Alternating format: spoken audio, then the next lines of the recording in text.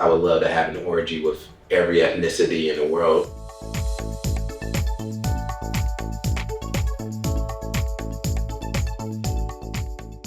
Hi, I'm Isiah Maxwell, and I'm your brand ambassador for Adult Time, here to answer some questions for you. I will say the first thing I do is get up and let my dogs outside, and then I go into my room and make up my bed and straighten up my room. And then I like to brush my teeth, wash my face, take a quick shower where if there's any kind of good feelings that I want to get out the way, that is the perfect place for me to knock it out, masturbate, and then clean off just so that I could start the day off fresh.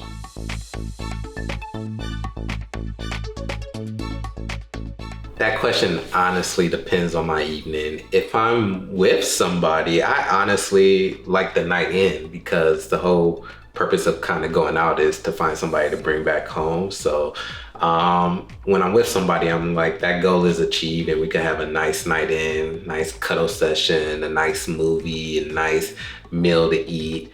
And if I'm home alone, then likely if I've been home alone for a few days, then I'm probably like, all right, let me go out and be social and try to, like, you know, be part of the community.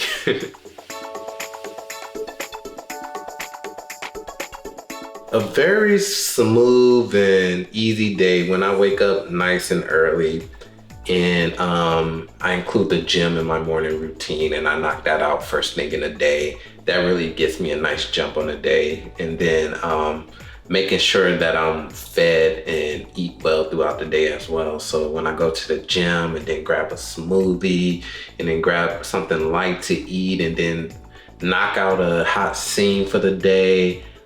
If I got 2 scenes for the day, that is a even better day to me.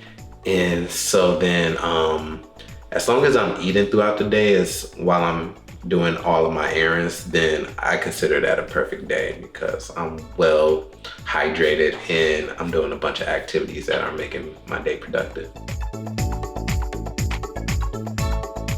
I'm an Aries. And to be honest, people say I don't act like an Aries, whatever that means, but yes, I am an Aries.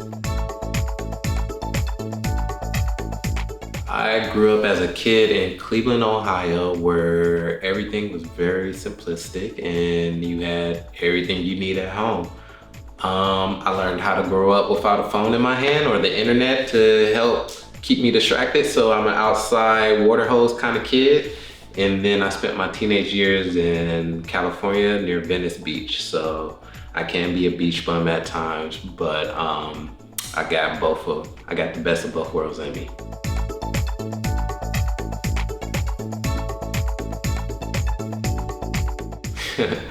I would probably say Anthony Mackie, the new Captain America, because he's on a good run right now. And I don't know, he kind of got a little bit of my vibe. I feel like he could play out well, and like, yeah, he's just kind of in that age range that is appropriate to play me. But right now.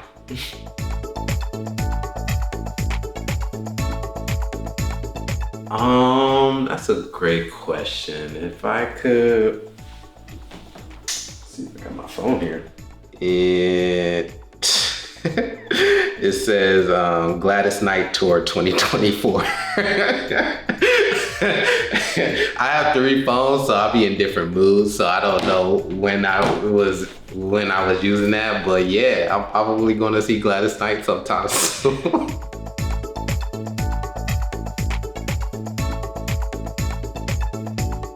I think the fans that know me best pay attention to what I love off camera. So I think the questions of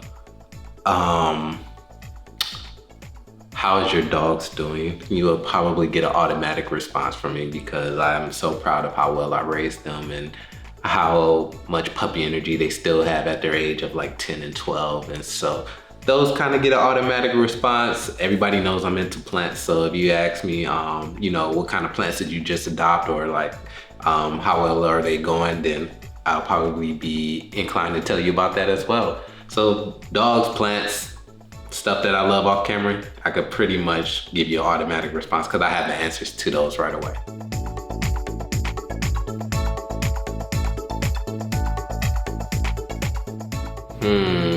I would probably have to say, Misty from Pokemon. She is probably one, you know, that was a crop top era of like, okay, yeah, I will. And then as an adult, Angelina Jolie. I would say like I was prime of that sexual awakening age when Angelina Jolie was having her run in, like she was going through like her Tomb Raider days, and then she was on like Wanted, and like she was just in all of these hot movies one after another, and she was like the hot lead of everyone. So yeah, definitely those kind of routes was like my sexual awakening path.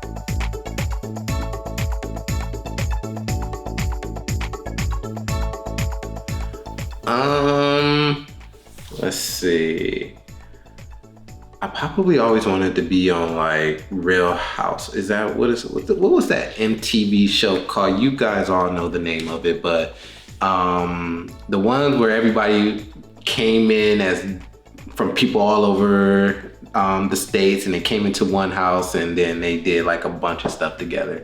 I think I applied to that when I was in my 20s, when I was in college, and they was like looking for that. I don't know if MTV still does stuff like that, but yeah, house rule challenges, house rules something. I wanted to always be on that.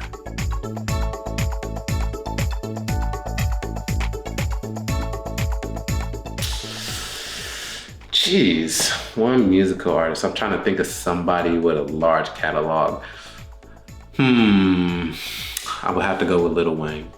The only reason why is because he's featured on so many tracks. So I would get a bunch of different artists involved that I could like listen to and be like, okay, cool. I could put on this artist as well, and he got like a whole collab album with them or something like that. So his catalog is big enough for me to be like, all right, I got enough music to like last me for a lifetime.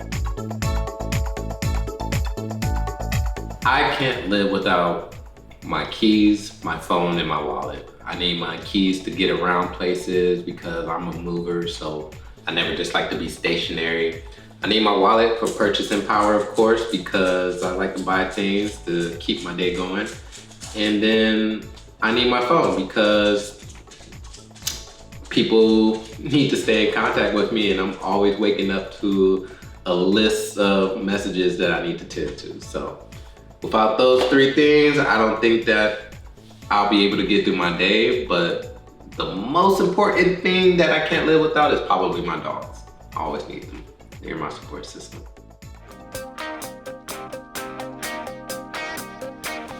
I used to play the trumpet from 4th grade until I went to high school, and I went to the School of Arts in Cleveland, Ohio. For my trumpet playing, I auditioned and made it in, and I played in the Cleveland Orchestra when I was really young. So that is one little tidbit about me. I'm a brass player.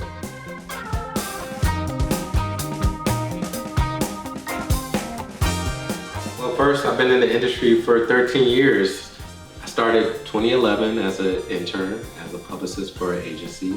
And then I worked my way up. I became an agent and then a performer. I went into performing full time after 2018, and it's been my career since.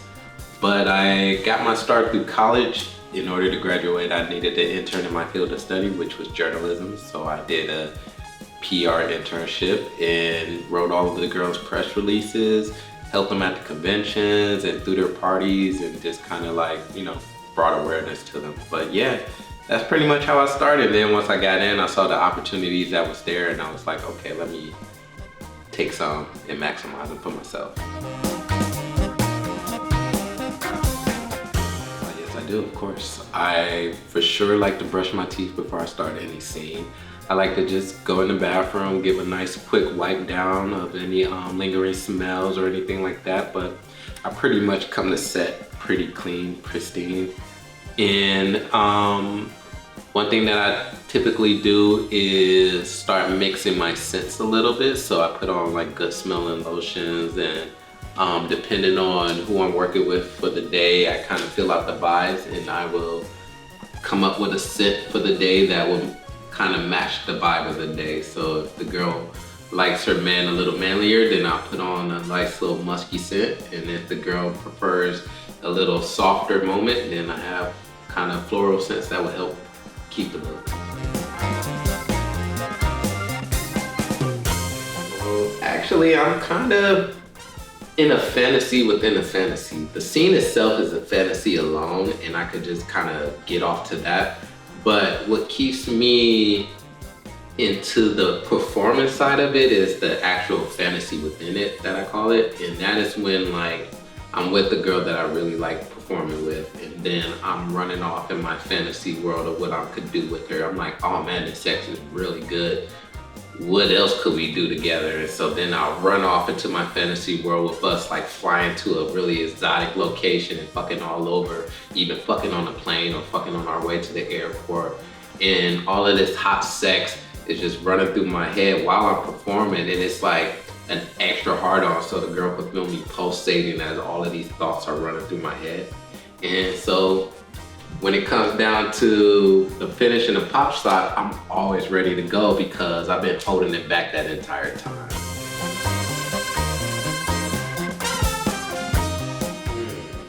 Let's think. All right, 3 quick tips from Isiah Maxwell. The first tip is do not underappreciate the touch.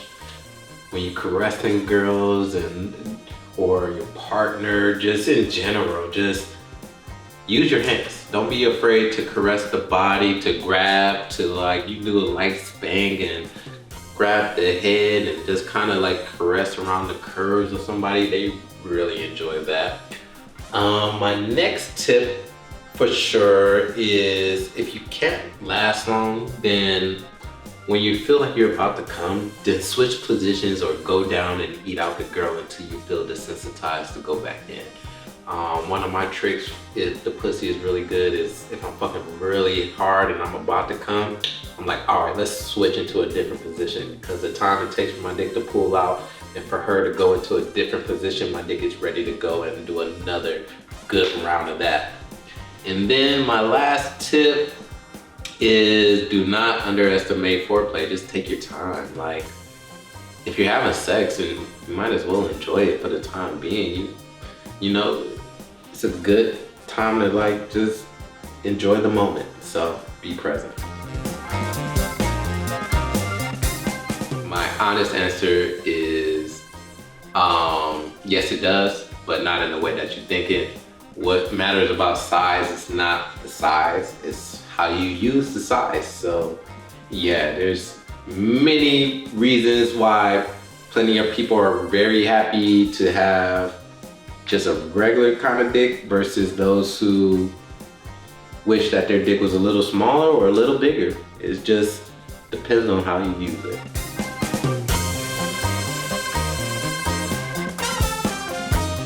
I would have to say the friendships that I built within this industry. I'll be honest, I've been in this industry for about 13 years now. So this has been the longest tenure of any kind of like building relationship that I had, compared to say when I used to live in Ohio for 10 years and then moved to California. I did high school out there and then college there. You know, those friend groups kind of like came and went, and this industry has been like my longest and strongest established friendship group. And so I've really just been appreciated for the family that I was able to build in this industry, for the lifelong friends that I've been able to achieve and receive. And so yeah, I just think that the relationships and the stories that I came across and was able to earn in this industry has been my favorite part thus far.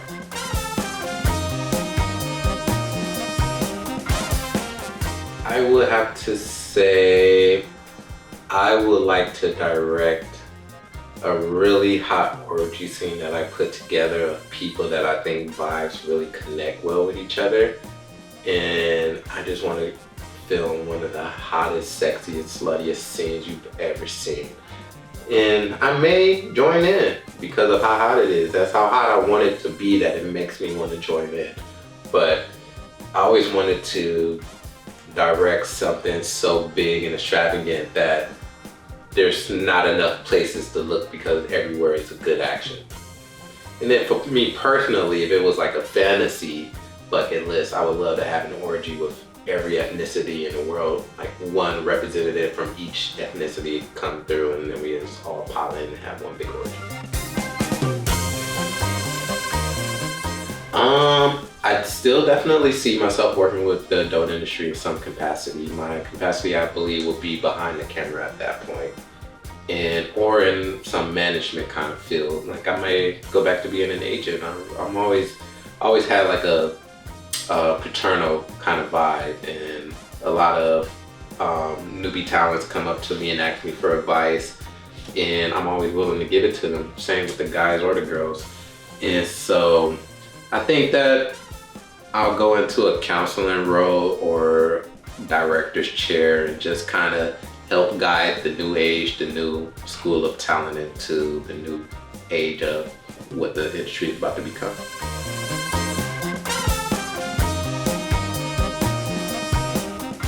That answer is a big yes.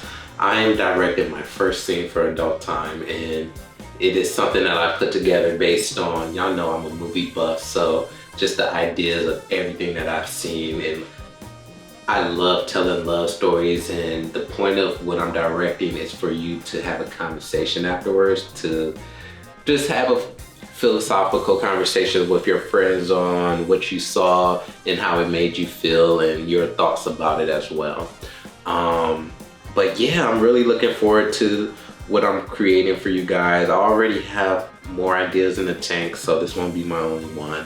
And yeah, I'm just looking for y'all to see a different kind of storytelling, for you to generate ideas and create a conversation amongst yourselves. So I'm looking forward to y'all seeing what I do for you. And until then, be on the lookout.